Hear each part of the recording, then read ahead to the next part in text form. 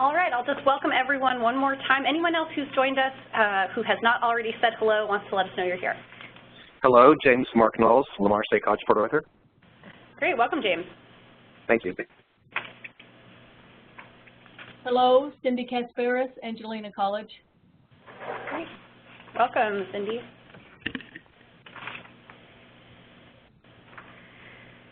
Okay, great. Well, we have about 20 folks on the line, so we're really pleased that so many of you have taken the time to join us today for this important discussion about regional targets for selected 60x30 text goals and targets. And we are going to get started here with a little welcome. Actually, I'm going to tell you who's in the room here and let them introduce themselves.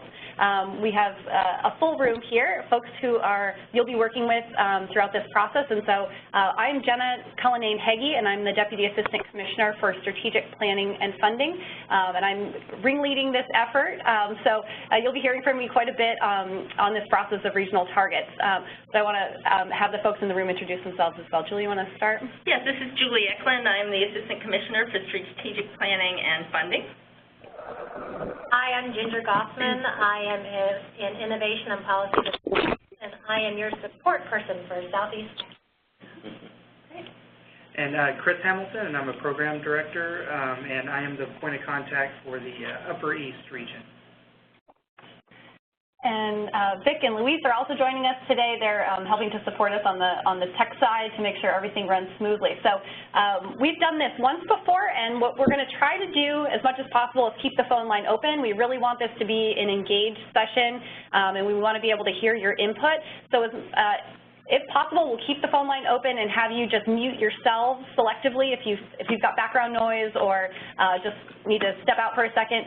Go ahead and mute yourselves, but we'll try and keep the line open from our end. If we do get a lot of echoes or background noise, we'll have to kind of override and do a global mute, but it's harder for us to get as much dialogue that way. So, so far so good. The phone line sounds really clear, so we'll keep going that way.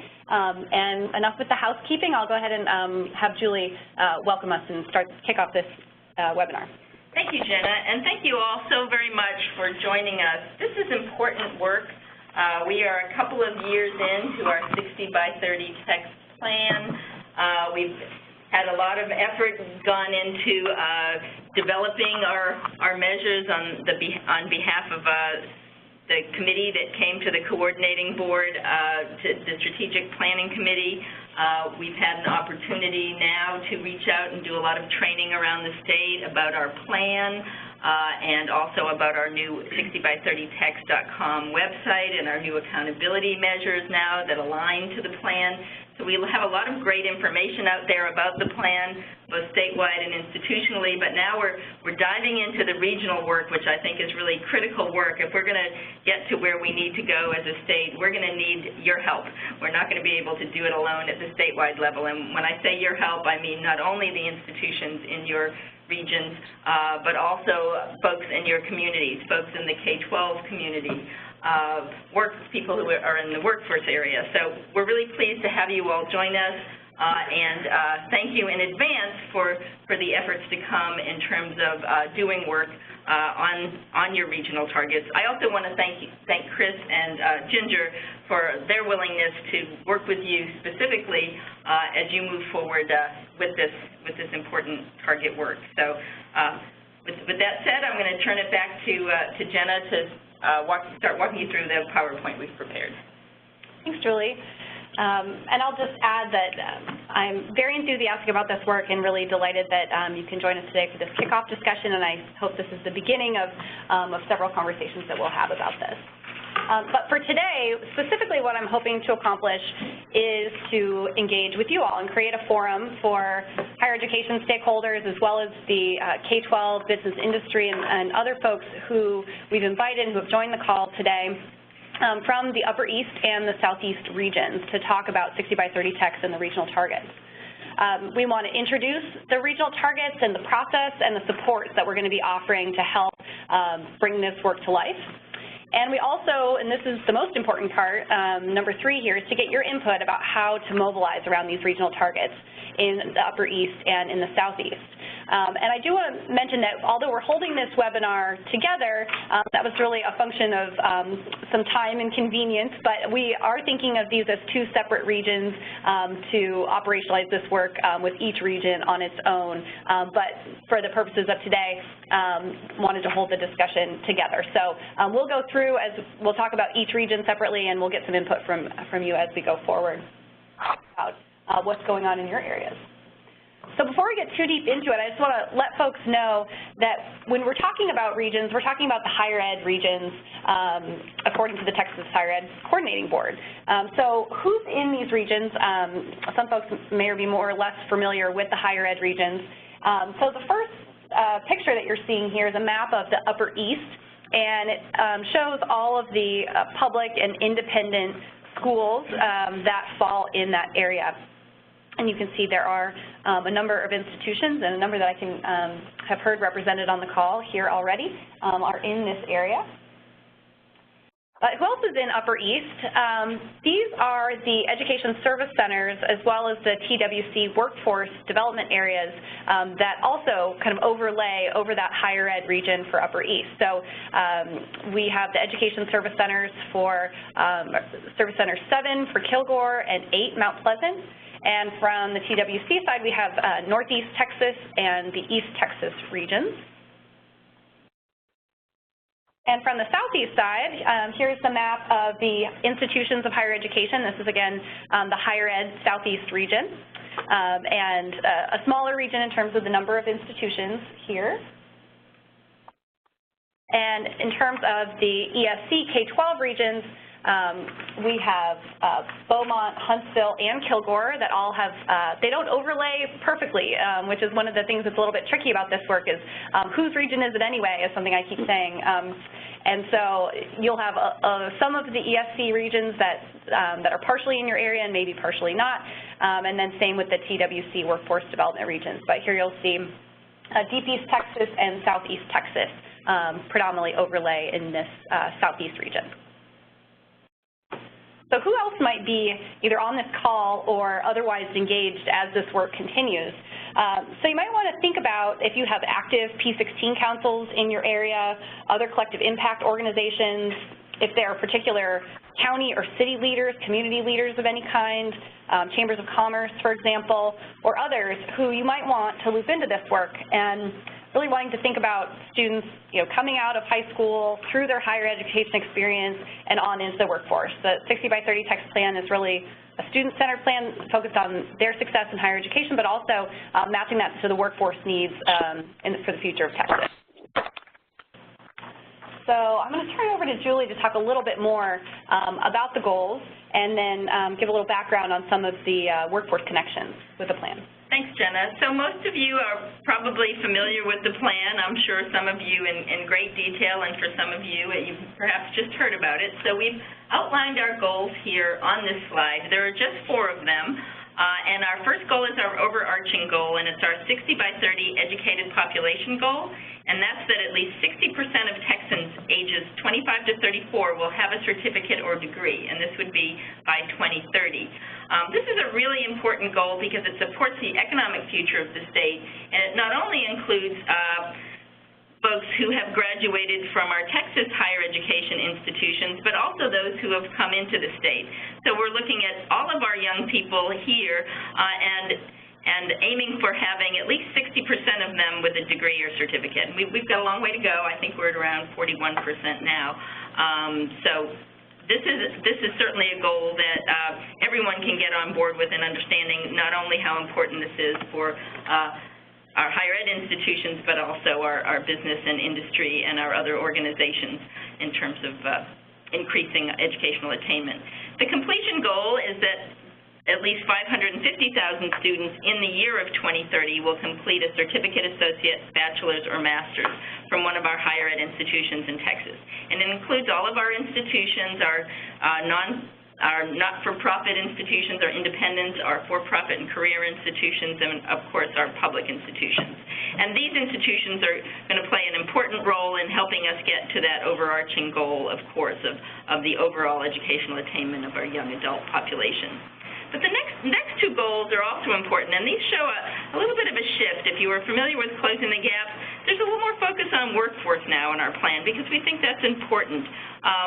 The third goal is that all graduates from Texas public institutions of higher ed will have completed programs with identified marketable skills.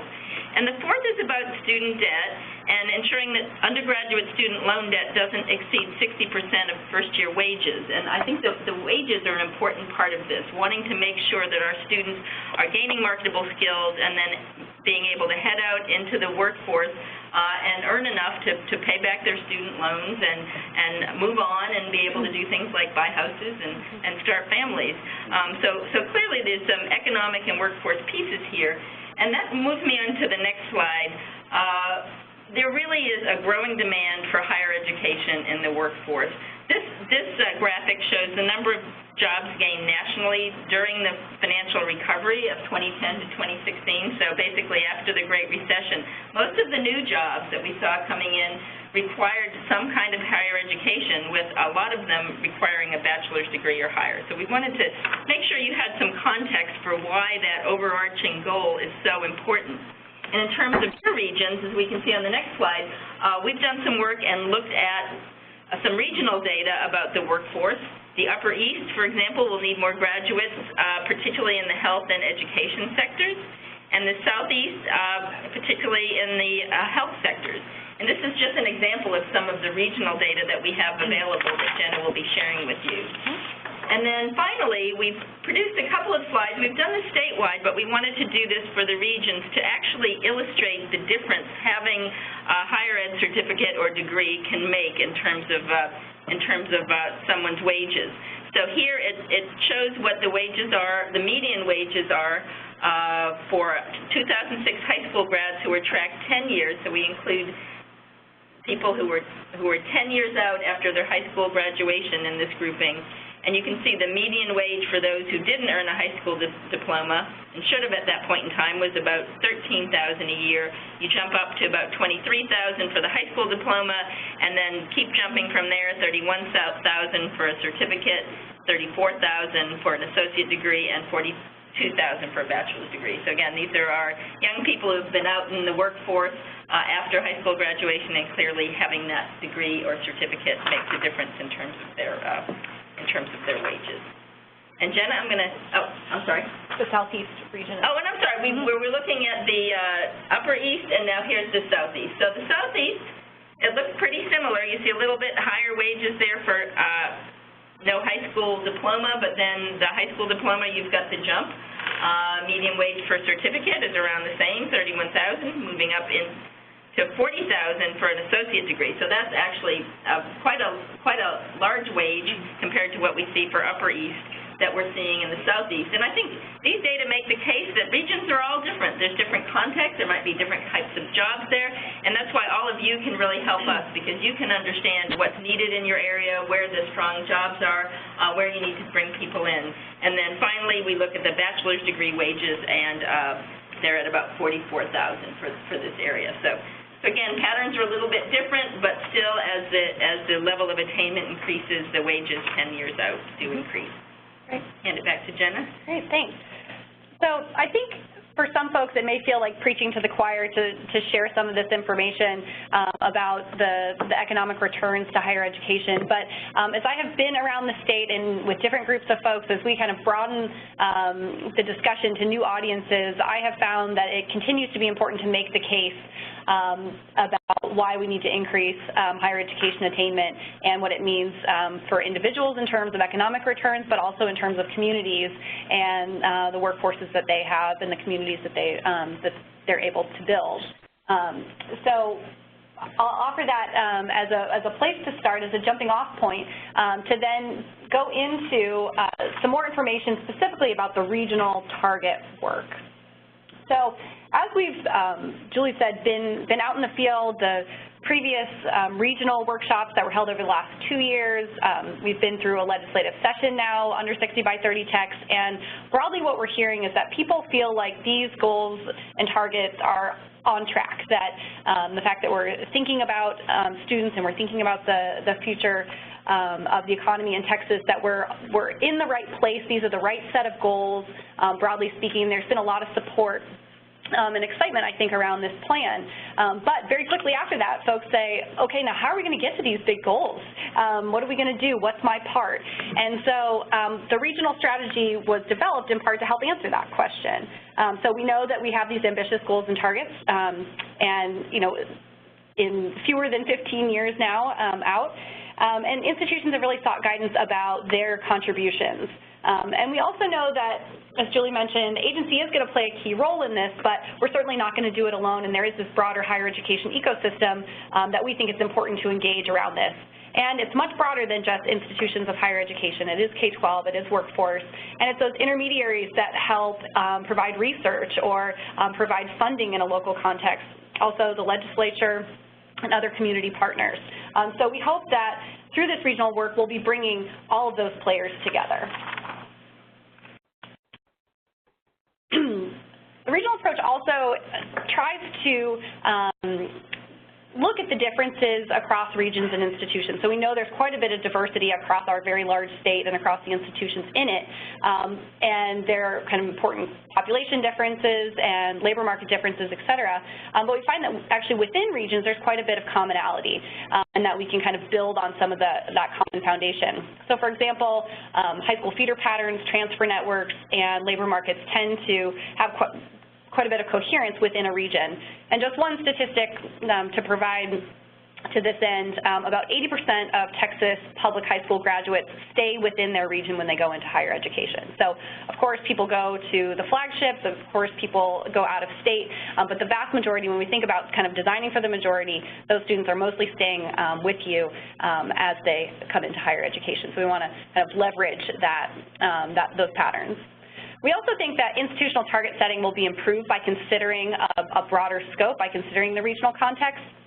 For example, if you're planning to grow your enrollment, but that is basically enrollment that would have gone to your neighboring institution, as a region, as a state, we haven't raised all boats. So we want to think more broadly about institutional goals in light of what other institutions in your area are planning. We also think it'll help encourage some of the tactical planning that we need to move to now that we have kind of broad acceptance for the goals but really want to operationalize them. I think about what's the right mix of credentials in your area, for example. Do you have growing demand at the certificate and associate level in particular programs, or is the demand more at the kind of bachelor's, master's level? And what does that mean for your planning?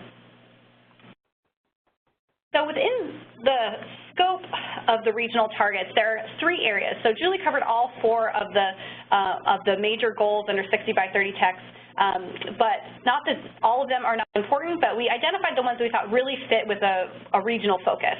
And so the 3 areas that we have included here are, one, the 60x30 educated population goal, so that overall big 60% goal that everyone knows. We're also including the completion goal, 550,000 certificates, associates, bachelor's, and master's. And that's included because that's the one we actually get the most questions about in terms of where should my institution be, where should my region be, in terms of setting interim targets and ultimately by 2030. And then the 3rd area is the high school to higher education direct enrollment rate. So we are aiming for 65% by 2030. This is a target under the completion goal. And what this means is it's looking at all the Texas public high school graduates and seeing if they enroll in higher education either in a public 2-year, 4-year, or an independent institution by the fall right after they graduate from high school. The 1st and the 3rd really lend themselves to a regional approach because the 1st, we're actually looking at a survey of all the people that live in your region, ages 25 to 34, to see what they've indicated as their highest level of education. And when you think about a whole region, you wouldn't say that the level of education is the responsibility of any one institution. It's going to be the collective effort of all of the institutions in that area, or even institutions out of state or in a different region, but folks who live in your area were educated there. And likewise for the high school to higher ed direct enrollment, that's really thinking about all of the students from your region who graduated from high school and wanting to make sure that they can move into higher education either in your region or anywhere. And again, we wouldn't say that that's any one institution's responsibility, but kind of a collective goal and effort. So within those 3 areas, we're asking regions to do 2 things. We'd like regions to bring together institutions and other stakeholders to first identify at least one powerful strategy in each of these 3 areas. We'll show you the targets in a little bit, but what would it look like to go from 40% to 60% attainment? What would it look like to move from 60,000 degrees to 90,000 degrees in your region? And by powerful, we're thinking about things that are relevant to each of these 3 areas, that are high impact and large scale. And I'll give you some examples of those as we move forward. The second thing we're asking people to do is to set a numeric target for institutions for the completion goal specifically. So we'll provide a regional target, and then within that, want institutions to come together to think about what their individual contributions would be and let us know what you see. Then the last thing I want to share with you before I take a pause for questions and comments is just an overview of the timeline where we are. So what you'll see here is that we started piloting this process in the South Texas region in the fall, and I'll give you a little update on that in a few minutes. We also did a Data Fellows training, and I can see there are a couple of folks on the call today who are Data Fellows, which I'm very pleased to see. So these are folks who came in under a grant we have with the Bill and Melinda Gates Foundation to learn more about our state data resources. And part of that time together we spent looking at our regional data workbook. So they were actually able to climb in, look at the regional numbers for the educated population goal, for the completion goal, for high school to higher ed, to really think about what are the numbers behind those percents, and what would it look like in my region currently by institution, and also what we might, the numbers would need to look like in the future. So those people are going to be your phone a friends as you move forward. So as you begin to convene, these are going to be your data phone a friends. When you have questions or want advice about how to do some of this planning, these are folks who have been trained. The next couple of things is we are releasing our starter kit this month. There is a 2.0 version that's up on the web now, and I'll point you to that. And very, very soon we're going to have kind of our glossy print 3.0 version up, so stay tuned for that.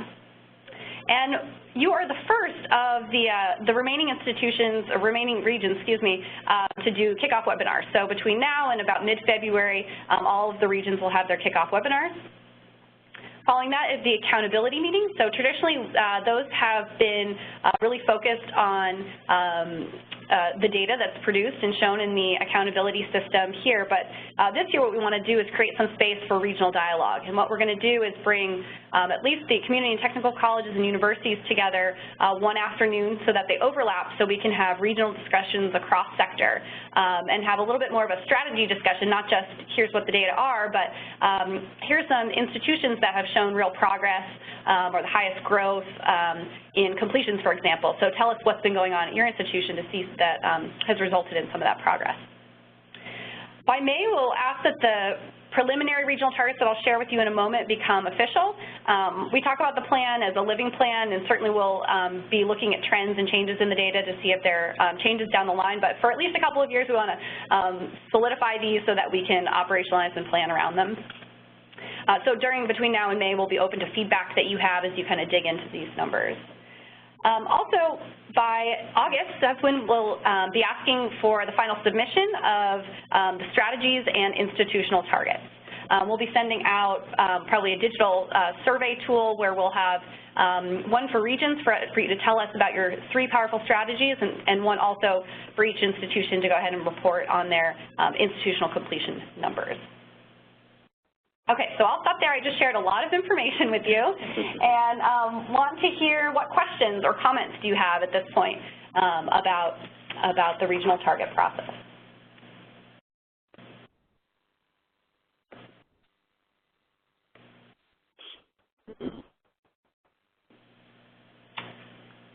The line is open. If anyone has any questions or comments, feel free. And I'll also just pose a different question to you. For folks on the line, is this your first time hearing about the regional targets, or is this something you've heard before? James Knowles, Lamar State College, Port Arthur. I'm one of the data fellows for the Southeast region. So yes, we've heard about this a little bit to some extent. looking forward to the rollout with the starter kit. Great, thanks. Wonderful, and I know a lot of work happened in the Upper East region even before we had the regional targets. There were folks up there. I know some of you are probably familiar with the video that they produced that we shared on our 60x30, abbreviated version on our 60x30TX website. Do any of you have any questions about how this work might tie in with the efforts that you've made already overall related to the plan?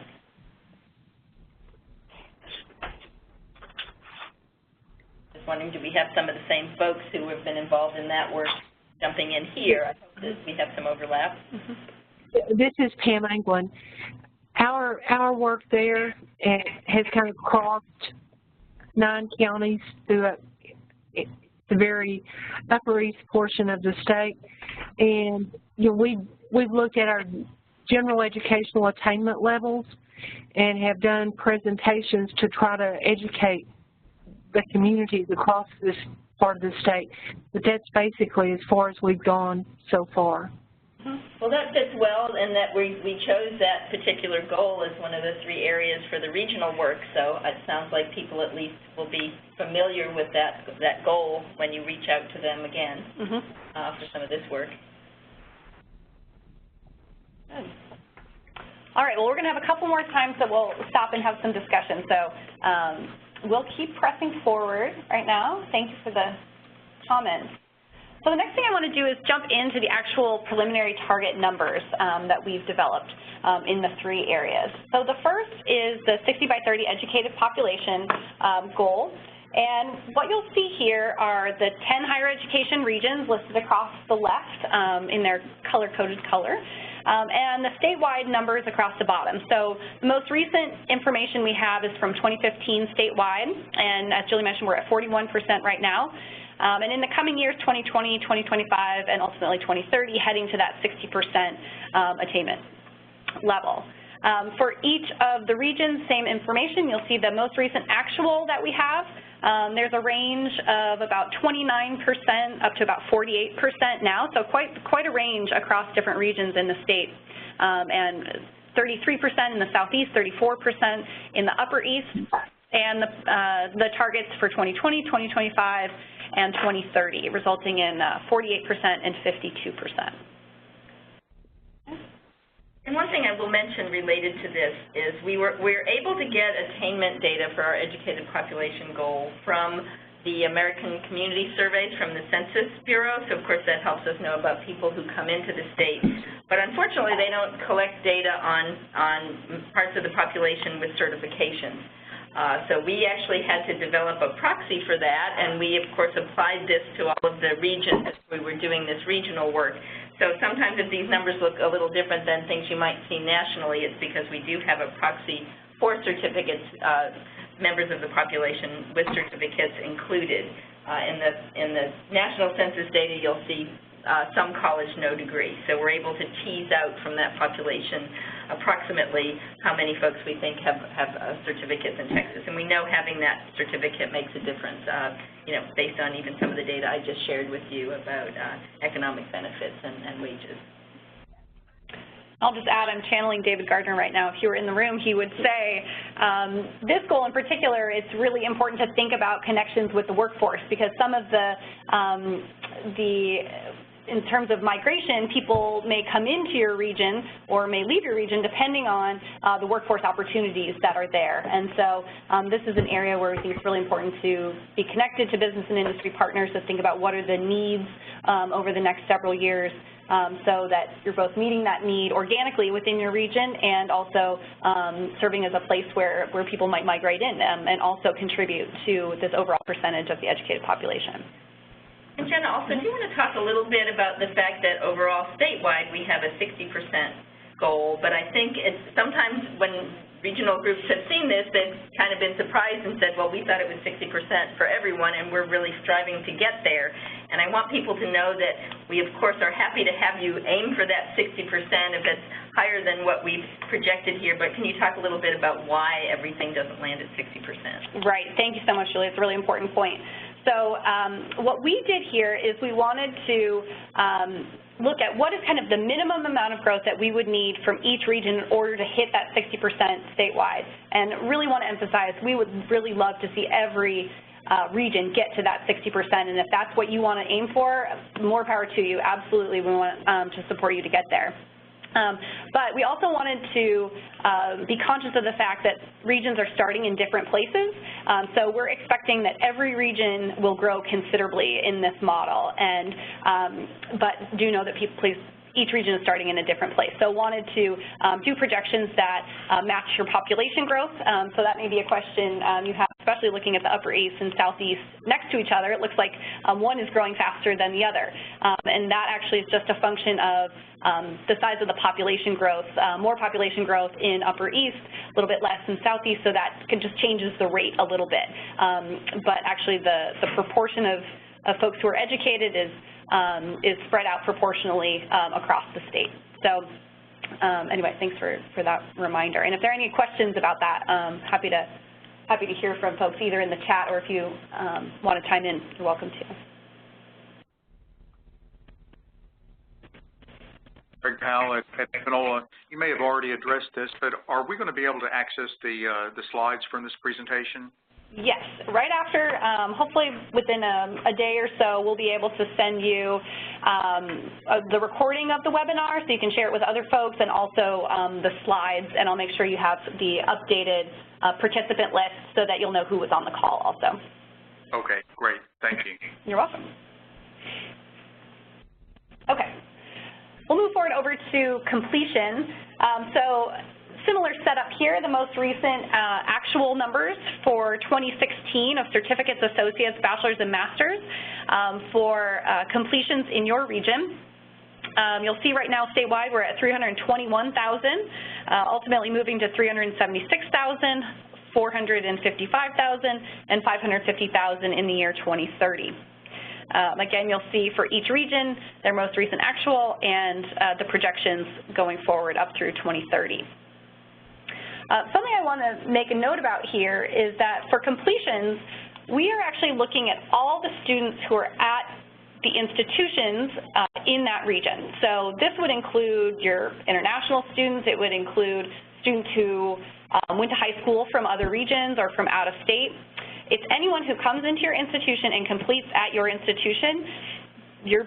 For a certificate, associates, bachelor's, and master's in that particular year, you're being counted.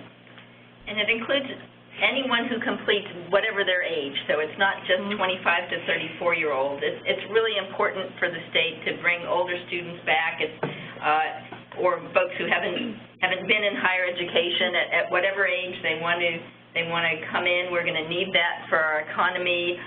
It's just the focus for the overarching goal is that younger population that's going to be most critical moving forward for Texas. So this is the place where we acknowledge the real importance of our adult students even beyond those 34-year-olds, and we want to make sure everybody understands that.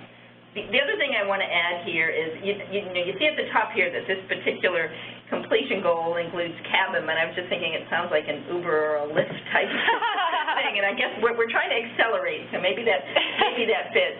But you'll notice we don't have doctoral degrees included, and you'll notice as I was talking about some of the goals, not every sector is included in every goal, and we actually also Luis just completed a nice handout for us that we're going to be using moving forward with Data Fellows that shows which particular sectors are included in our goals and which degrees are included, and we'll make sure to share that with you. So just important to understand for this particular goal that you're going to be looking at, it's certificate, associates, bachelor's, and master's.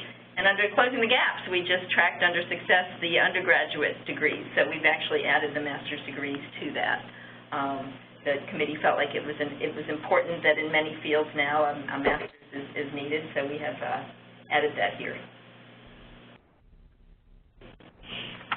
And the third area is the high school to higher ed enrollment.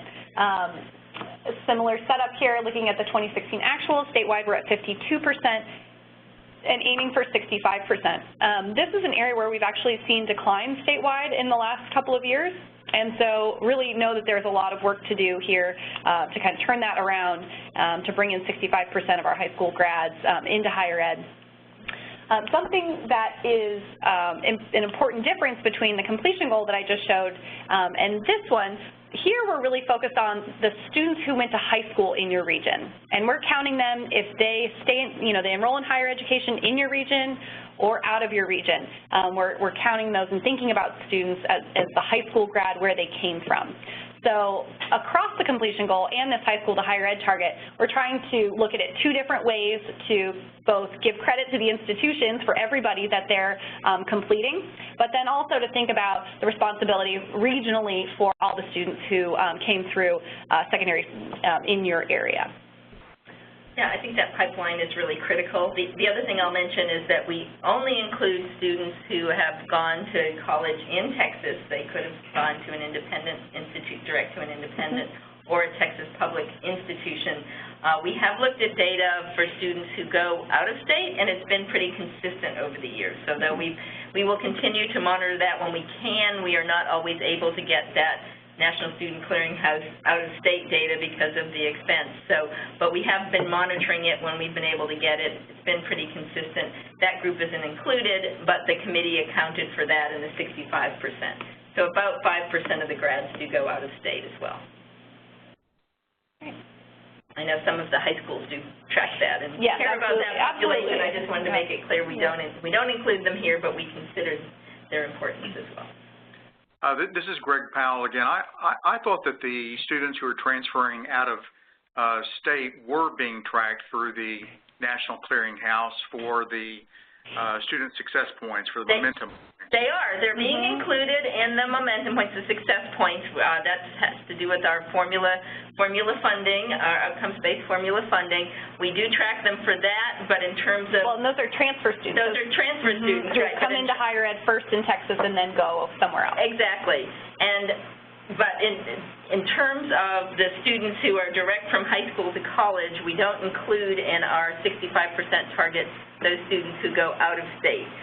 The reason we're able to get that data from the National Student Clearinghouse for the transfer students because it's much, much less expensive than the high school to college data because so many of our higher ed institutions participate that they give us a reasonable rate. Does that make sense? So when I say we don't have the data, we do have the transfer data for NSC, but we aren't always assured of having the high school to college data because of the statewide level costs. Right. I understand that distinction now. Thank you. You're welcome. It's a very good question. Thanks for asking. So any other questions or comments as you looked at the target data?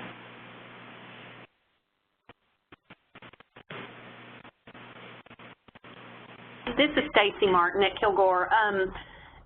As the economy has improved, we always talk about there's sort of a relationship between the improving economy and then a decline in enrollment at community colleges. And we're hearing from some of our peers that enrollment may be down this semester, and I just wonder if you haven't factored in any kind of cyclical economic cycles, that nature that may impact our enrollment, thus would impact those completion goals. Hi, Stacey. This is Julie. That's actually a very good question. We can look back to closing the gap, and we can certainly see those cycles, and we can see during the Great Recession we had some tremendous increases in our enrollments. At community colleges, especially, we see at our four-year institutions, we tend to see more steady increases. They're not affected by the economy as much. We have seen a drop, but we certainly haven't seen the type of drop you would expect if it was fully cyclical and the state hadn't been making improvement in terms of their enrollments and their completions. We've continued to see progress. We did have a slowdown. We've had some slight drops, but it's a very hard thing to build those kind of economic cycles into this type of plan. We would expect there could be some changes over time, and we'll certainly try to explain them, interpret them when we see them happening, which we did with closing the gaps as we looked at the data changes over time. Certainly in terms of even the high school to college enrollment, in those years, 2009, 2010, when there were really very few jobs out there, we did see higher high school to college enrollment, and some of the drop, I think, is affiliated with that, but now that that should have leveled off, we're surprised we haven't seen it start to go up again. So it's something we understand, we'll consider. You can never know how extreme those swings might be or when they might come, so we will adjust as need be, but for now, we've just done those straight line projections and look at what, based on the population projections and where we think we need to be as a state. Okay, thank you. You're welcome. And some more recent analysis is showing that largely, in the last 2 years, the enrollments, the direct from high school to college enrollment has gone up at public 2 years, it's gone up at public 4 years, it's gone up at independents. But it's really that the pool of high school grads is growing faster than that increase in enrollment. So we're seeing that, I think a lot of institutions feel like we're bringing more students in than we have before, but it's that there's a larger pool out there that we need to identify and support as they make that transition into higher education. Which is unique to Texas, is it not? Other states are losing. Yeah, we are one of the few states that has quite robust growth. A lot of, especially kind of Rust Belt and Northeast states have seen declining or stable populations. We also, sometimes there are policy changes that affect the data too, and as we started to look at that high school to college, we more closely, we realized that the graduation committees now that are allowed by law, we see some students who might not have been a graduate in the past because they didn't complete their assessments, but now the graduation committee is determining that it's appropriate for them to get a diploma. That population has a lower high school to college enrollment rate than the overall population. So we'll always try to take a deeper dive and understand things more in terms of what's happening, because there's so many factors that can influence these data, and the more we understand those factors and what the data are telling us, the better we're able to move forward and plan for the future. If there are any other questions or comments, go ahead, feel free to put them in the chat and we'll make sure to circle back to them. So the next thing I want to do is to look at some of the resources and next steps. So I've laid out this kind of ambitious process where, as a region, you'll identify 3 powerful strategies and then also institutional level completion goals. And want to let you know that there are supports to do some of this work. And the first form of that are some human resources here available to support you. So I've been chatting with many of you for the last couple of months about this, but there are also folks, our data fellows have already met Chris Hamilton and Ginger Gossman, who they introduced themselves at the beginning, and you can see them pictured here as well. And so they will be your points of contact if you have any data questions or you want to bring people together and want some advice about that. They are here to support you. And there are also the data fellows that I mentioned. Here are the list of the 2-year and 4-year data fellows that came together in November and got trained on some of this regional data. I can see a couple of them are here with us today. So all of their information is included in the suggested participant list, so you can get in touch with them directly for more information. And we're also developing a starter kit. If you go on our new website, if you haven't been there before, go to www.60x30TX.com, and that's where you can find out about the plan in general. You can look at statewide progress to date. There is also regional institutional data if you want to get into that there. But what I want to highlight right now is under the Resources tab, there is a landing page for Regional Target Starter Kit. And if you go there, this screenshot just showed the South Texas version, but you'll see as of yesterday, the Southeast and Upper East versions are up there as well.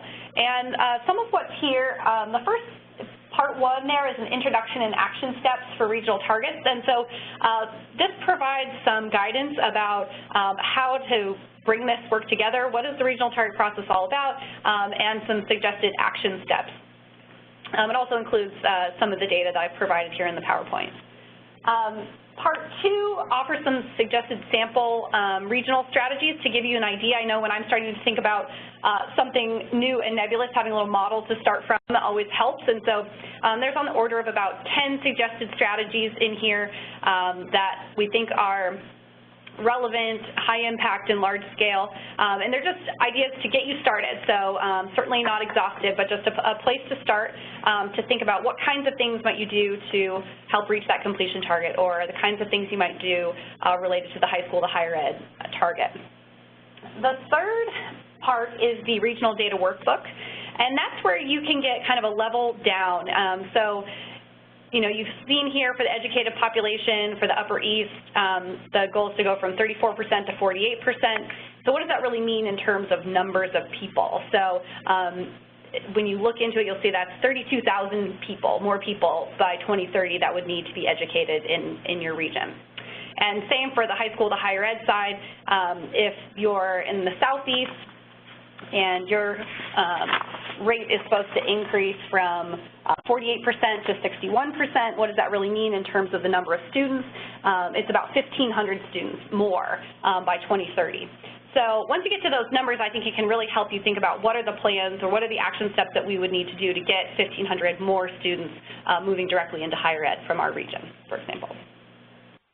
And then the fourth part is the suggested participant contact list. I mentioned this already. So it's got all the president's liaisons from the institutions of higher education in the region. It's got, we talked with TEA, and each education service center identified a representative to work with.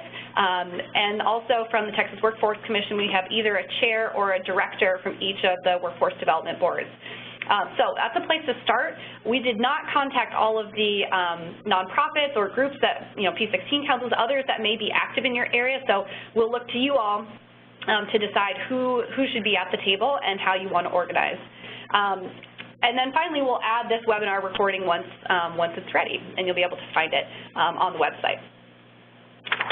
So the next piece here is just a little bit additional detail about what's in that introduction and suggested kind of piece of the starter kit. So if I haven't made this clear enough yet, I'll do it now, which is to say, we are launching this and really asking institutions and regions to pick up the torch here. So we're putting these targets out there, offering a variety of support, but we're really looking for you all to pick up the leadership torch and bring people together and have some of these discussions to help move closer to some of these goals and targets. So how do we get started kind of in a very practical way on this? The first thing is, congratulations, you're doing it. We're here at the webinar. So this is the kickoff to get you started to provide background information. But the second step is to host a convening, either virtually or in person. And in the starter kit, we provide some information about and suggestions about who might attend, when to meet, who could host, who could facilitate. We also provide a sample agenda. So again, it's totally customizable, but can give you a sense of how you might structure a day-long experience to talk about some of these issues. Or you might want to break it up into a couple of meetings to come back and give people time to think in between. Then we'd actually love for you to convene and then to share your progress with us. And there are a variety of ways that you can do that. So we'll have another opportunity, so this is the most important part. I want to make sure we have time to chat through the next two questions for each region separately. So we'll start with Southeast first, if that's okay. And I want to ask you, so we've developed these regional targets for you as a whole for Southeast, and what are your recommendations for operationalizing this strategy and institutional target work in your region? And in South Texas, for example, that's a very large region, and so they had some input for us geographically. They said, we're much too big to get together all in one place. So we're going to separate out, and Alamo colleges are going to host for the San Antonio area, UTRGV is going to host for the Lower Rio Grande Valley, and then that middle Corpus, Laredo, Kingsville band, Texas A&M International volunteered to host for that group. So not that anyone needs to tell us who's hosting or anything like that right now, but just want to get some input from you in the Southeast. Does it make sense for you to convene all together? Are there any kind of natural organizations that make sense to bring you together? And what's your advice?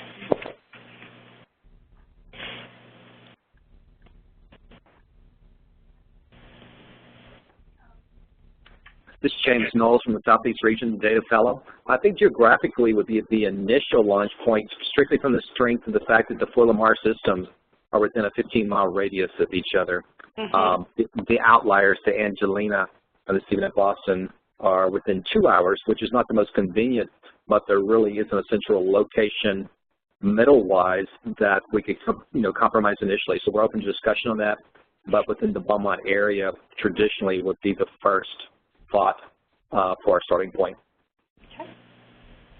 Thanks, James. Any other thoughts or suggestions?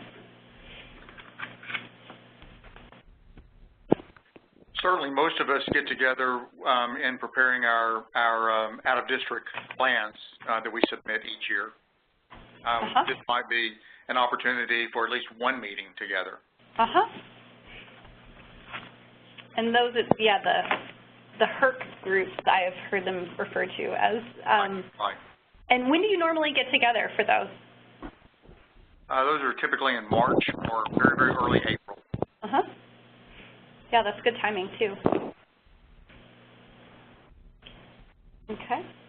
And is that typically done in the Beaumont area or elsewhere?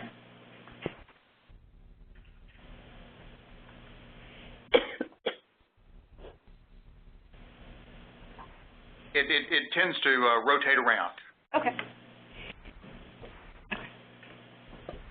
I could see that making sense, given that there is a bit of a distance from the Beaumont area up to Angelina and Stephen F. Austin. Okay. Okay, and so for the Upper East Side, same question. What are your recommendations about organizing, either geographically or, either by institutions, or are there any other kind of organizations or structures that make sense to convene around?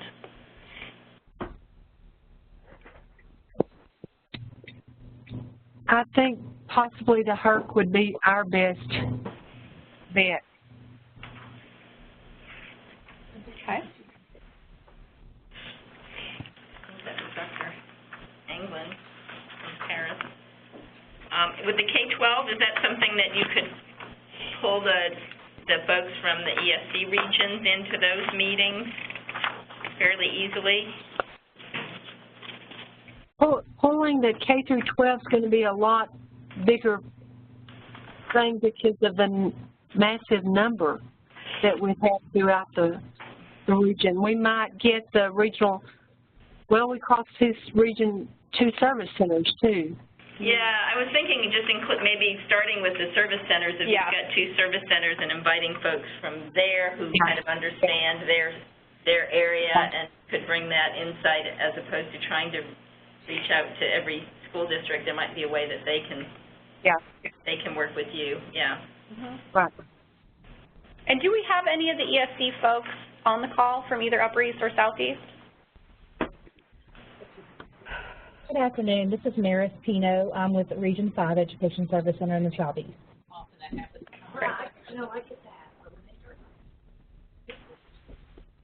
Do you think that's a good approach to think about the higher ed institutions reaching out to the ESC?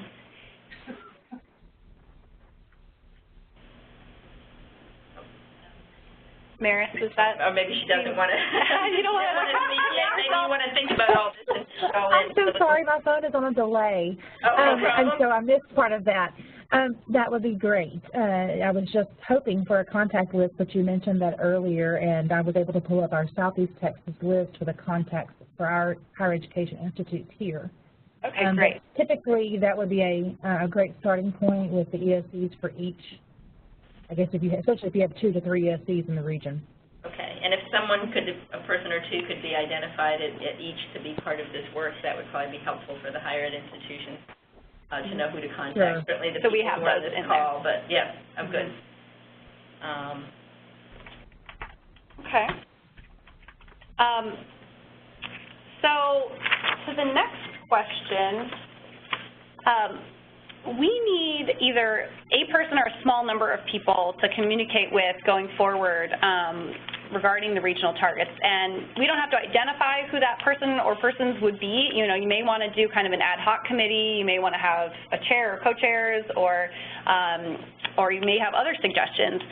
But just on a very tactical level, just need to know as we follow up, who should we be reaching out to? So let's take the Upper East this time first. And happy to dialogue about this. If you have ideas, we'll kind of bat them around. This is Ron Clinton, President of NTCC. It seems like the best contacts would either be perhaps our VPs for instruction would be a good place to start. Certainly our Director of Institutional Effectiveness would be also a good contact person too. One other thing too that I might mention on the last question is that we have had certain convenings with the Pathways Project, and I know that there are going to be a lot of overlaps between a lot of the things that we're doing with the Pathways Initiative and 30TX. Yep. So it could be that some of those regional convenings would be also a good way to bring in a larger group of people, and perhaps at some of those meetings bring in the ESC and some contacts from public schools as well. Yeah, I think that's a really good point. That's something that's actually in the starter kit, is to think about, in some ways you may have a meeting that's already there and you might repurpose the agenda in some ways, or you might just piggyback an extra afternoon on or an extra half day somewhere to be able to bring some of these folks, because we really do want to make sure that both 2-year and 4-year K-12 and to the extent possible, some workforce and business partners as well. But I think that can be a really good idea to identify those already regional efforts that are going on. And so is that organized by TAC and the Student Success Center? Yes, it is. Okay, great. And again, we want this to develop organically. You might have some regions that decide, well, we have these 3 areas, and there might be one group that's best suited to work on one of them and another group and another. So, I think just it's going to be different for every region. You all have your context, but we're certainly open and flexible. If there's an approach that you think will work with your organizations and your population, we're certainly open to it. So feel free to be creative about what's going to work, and we certainly saw that in South Texas. But we're again happy to talk you through options for how to do this. And so for Southeast, what are your suggestions about either a person or small group to communicate with? Following up on this webinar. This is Cindy Kasparis from Angelina College. I would suggest starting with a participant from the college who is attending this. In our case, my case, I'm the vice president at the Lamar University, and Stephen F. Austin, I'm not sure who is participating, what their role is. So if they are participating, maybe they can give you an insight on who should be best. I know if you, at the minimal, contact the vice presidents or provost, that's a start. Okay. Great.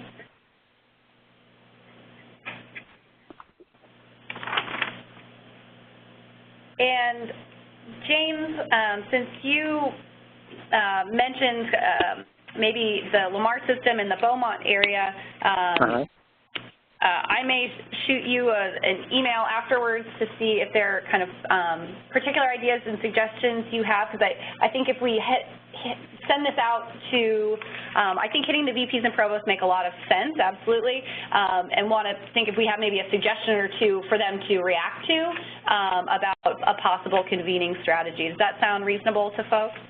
Yes, that sounds reasonable to me. Yeah, and I heard IR too, so maybe IR. So that was for the other group. Oh, the other group. Okay, so this one is VPs for, I wasn't sure with vice presidents if you were thinking enrollment management or exactly who.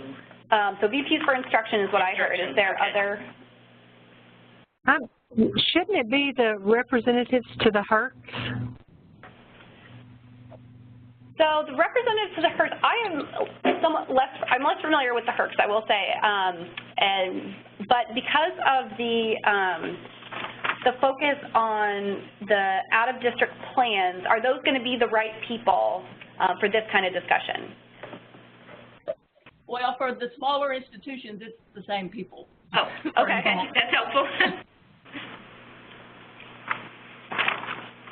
This is Mary Nell Brunson at Stephen F. Austin. It probably wouldn't be appropriate in our situation. The VP Provost or Associate Provost, which is what I am, would be more appropriate. Okay. Okay. Well, as an immediate next step, what I will do is send some of the materials that we talked about back out to that list that we hit before. So that's the presidents and liaisons, and then everyone who was on this call. We all have your email, and do a follow-up from there. And if you'll share, if you are not the VP or Provost, we'll just ask you to go ahead and share this with that person, so that they'll kind of be looped in on what's happened so far and know to actually read the email if they see it from us, from Ginger, or from Chris, or myself going forward. Does that make sense? That works. Okay, great. And I'll include a couple of suggestions about possible meeting opportunities. And if you digest this in 20 minutes from now or 2 days from now, feel like, hey, we'd really love to host, or we'd really love to put an idea forward, please contact us. And that kind of takes me to the end here, which is some of our contact information. I'll put this up. You'll see it again in a minute. But do want to thank you. I know we are at time. Want to thank you for your input today. This is really helpful to get us started. I really appreciate the partnership that we have had in the past, and where we will go in the future. I'm very optimistic about what this work can produce. So thank you again so much, and look forward to working with you on this. Thank you. Yes, thank you all. And this is Ginger. My last name does not have a R in it. Oh, it doesn't. Yes. Oh, no. She is Gossman. And Ginger, what was your area again? Southeast. Ginger's working with the Southeast, and Chris with the Upper East. Okay. All right, great. Well, thanks, everyone. Thank you.